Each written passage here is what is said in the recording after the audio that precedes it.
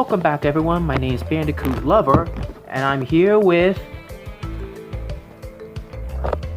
Hi everybody! Yep, my girl... Angelina's in the house. That's right, my girlfriend and my daughter. And today we're gonna review... Crash 4, It's About Time. For the system I have it for, the Xbox One. Moving on, so... About time. That's right, it's about time. So, in the past, after 22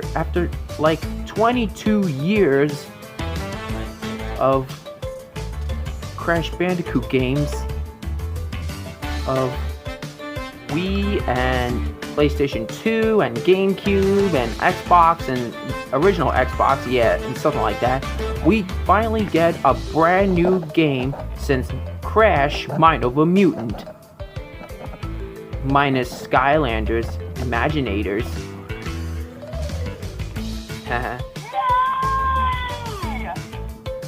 So, yeah, we have a lot of stuff to cover. And today... Yup. In this game, you play as either Crash or Coco, and also there are other characters to play. There's Alternate Tawna, Cortex, and Dingle-Dial. And there's a lot of levels you get to play in, and of course, there are colored gems as usual you may collect as well. And yeah, the crystals are not in this game as well, so that's a shame. Oh, and check out this gameplay with Dingle-Dial. Pretty intense, huh? And he even spins like Crash and Coco, and he does tricks with his flamethrower. How about that? Out of all the three... Yeah, it is amazing indeed. Out of the three, I'd say Tawna is my favorite to play as. My favorite new character to play as. I would say, yeah. So, yeah, Tawna has to be my favorite new character to play as. And my favorite character is Coco. Yeah.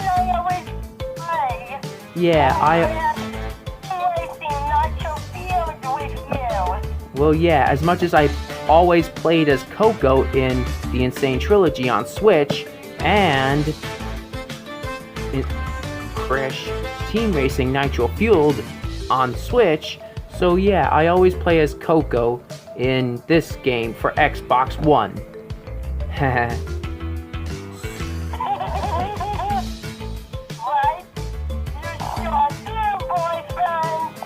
Yep, I do.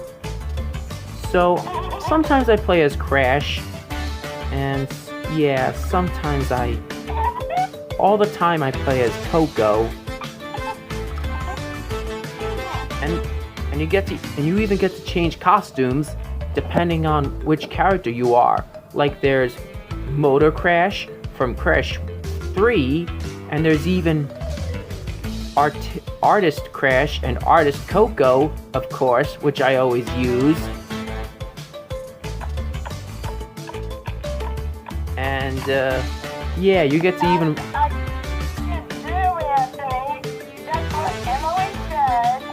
Yeah. And you even get to ride a dino, just like in Crash 3. So, yeah. And even Polar makes a comeback. And you even get to chase Cortex riding on Polar while you're in the glacier. Check this out. Pretty anticlimactic, huh? Indeed. Yeah, that's what I say. So, check out this railing slide. Reminds me of that slide reference in Crash of the Titans. And maybe Mind of a Mutant. No, that wasn't in that. No, I gotta remember straight. I know.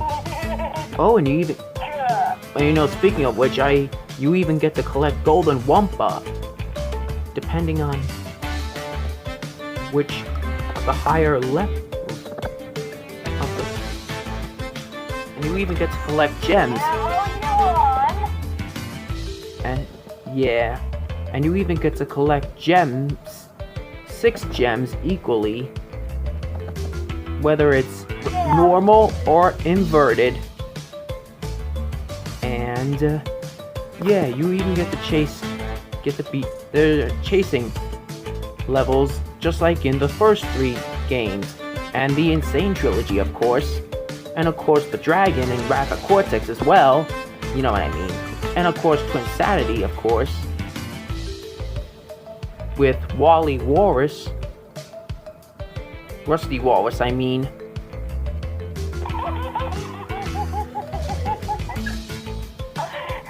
And of course, one Crash costume and one Coco costume are Fake Crash and Fake Coco, who happens to make a debut in this game as well as the Quantum Masks, who you even get to use for power-ups. Yeah. Disappearing platforming is Lani Lolly. Akano is spinning,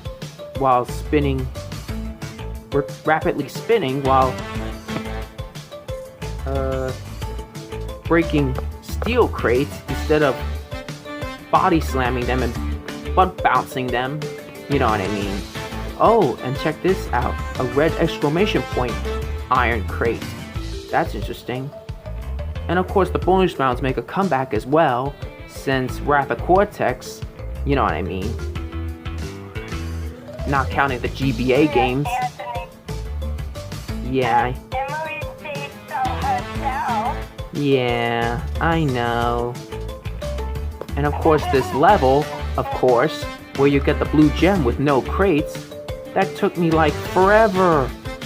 Ugh. Well, at least I got the blue gem. On the 3rd time the charm, as of course 3rd time is always the charm, of course.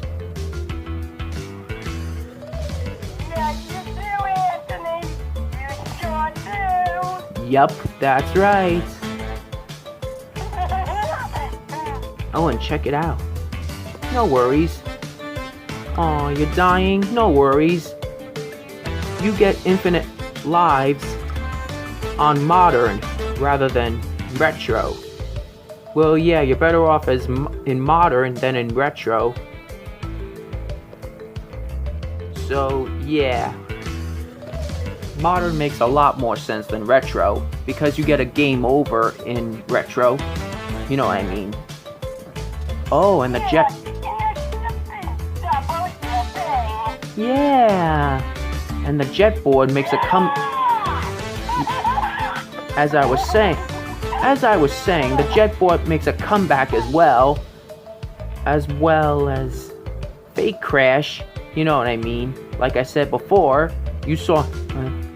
as you noticed before, he was there. And in Cortex levels, you play... You use his ray gun to shoot enemies and make them become platforms. Oh, and the boss fights are actually cool too. Check out Engine's beat mix in a boss battle, pretty intense, I might say. So yeah, he's rocking a concert there in a boss fight, as I do say so myself. You know? Yup, that's right. And yeah.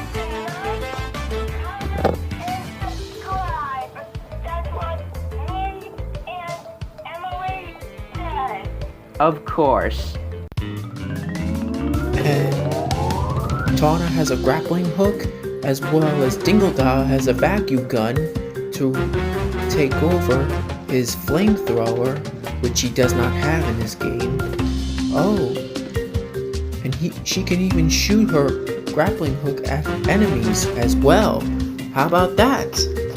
Oh, and she can even do this as well. And I never missed just a couple of boxes before in this game. And you see, I completed it way back in early 2021, I think. January to February, I think. As well as getting hidden gems right off the bat. And of course, Dingle curses in this game as well, which I'm not gonna say, because you probably know. Because my girlfriend is coming back as soon as I'm done with this thing, you know. So, here are the Quattro masks. Lanny Lolly is disappearing and appearing. Oh, the loading times. How could I? They're fixed now. How can I say that? Oh, and Lanny Lolly is disappearing, making platforms disappearing as well as making them appear, as well as boxes. Akano is spinning rapidly into enemies as well as steel crates. Kapunawa is slowing down time, and Aika is walking on ceilings as well, and walking upside down, which is the same thing, yeah. So yeah, Tawna's actually pretty awesome in this cool game, might I say.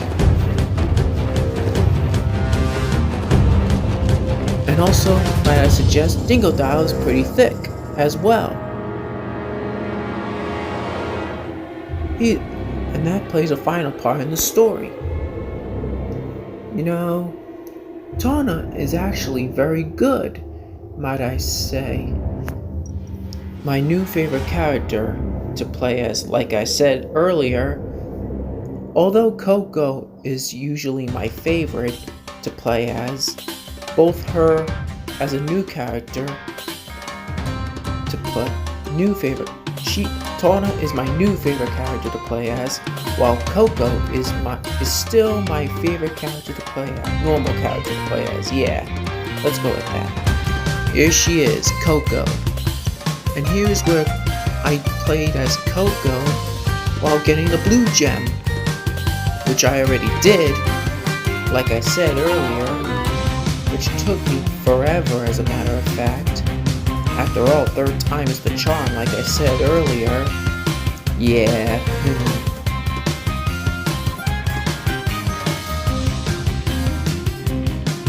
Oh. Remember to watch out for the TNT crates as well as Nitro crates as well. And sadly, no appearance for Tiny Tiger or Pinstripe or, you know, Ripperoo is supposed to be in this game, but he appears at the epilogue. How about that? Oh, and during the prehistoric era, you even get to jump across dinos, which reminds me of Bugs Bunny Lost in Time, and makes me want to think about a remaster of Bugs Bunny Lost in Time. Am I greedy? I'm probably greedy. And you even get to be chased by a dinosaur, only instead of like a Triceratops, and just like in Crash 3, you get to be chased by a T-Rex right off the bat. How about that? Oh, and these red iron exclamation points, which makes crates appear in red outline boxes, which is fancy. How about that? Yeah, most definitely. So, yeah. There are a bunch of chasing levels as well, other than the T-Rex. There's the giant ghost guy thing. Yeah. And also, you know, of course, there's these guys you can bounce on. How about that? Yeah. And there's another new character as well you can ride as, other than Polar, in which Coco can ride him in this game for the first time, that is. And Crash and Coco can also ride the character named Schnurgle, which is what the alien dog thing is called. Yeah. Oh, and you also collect VHS tapes, which is bonus levels to me. That features a playable Crash and Coco from when Cortex wanted them to be part of his army back in 1996 and 97. That is, yeah. Of course. Wow. It's the same thing as Tony Hawk Pro Skater on the Switch, which is what I have that for. You see, I have Crash 4 on the Xbox One, which is what my gameplay like this is from. Yeah. You can... Well, you're gonna have to get the VHS tape without losing a single life yet. Yeah. Which is... you see, I completed every single flashback tape level, you know. And, you know, yeah. Oh, and Cortex is pretty intense. He makes platforms out of enemies, like I said earlier. And, of course, you can even bounce on them and stand on them as well. And he lacks any sort of double jump. That's a shame. And also... Ooh, sorry. I can... Yeah, you know. Alright. And Tawna actually, alternate Tawna actually makes a first appearance in this game in this pirate level, you know what I mean. And she uses a grappling hook as her weapon. Pretty cool, I might say. As for Cortex, well, he uses his ray gun to make platforms out of enemies, you know what I mean. And check out this canyon section with the swamp. And of course there's a new boss named Louise, who is a sea monster, as they say in fairy tales, of course, you know what I mean. Ooh. And these whirlpools make a comeback since Crash 2, of course, as well as these mines in Crash 3, of course, and Crash 2, of course. And this is actually the first time we get to see canyons in the game since Crash 3, of course, in the wave riding levels. And luckily, this swamp level happens to be the first one since Crash 1, where we get to see a platform piranha plant eat you, if I do say so myself. I agree with you, boyfriend. I agree with you. Yep, that's right. Is Crash 4 It's About Time a game worth for? Absolutely. It is the most financial game to buy. So, I wonder what's next for the loving orange marsupial. I think it's safe to say a Crash 5 or a Crash Legends game, as they rumorly say. I'm pretty sure it's gonna happen, so yeah. And don't forget to like, comment, and subscribe, and see you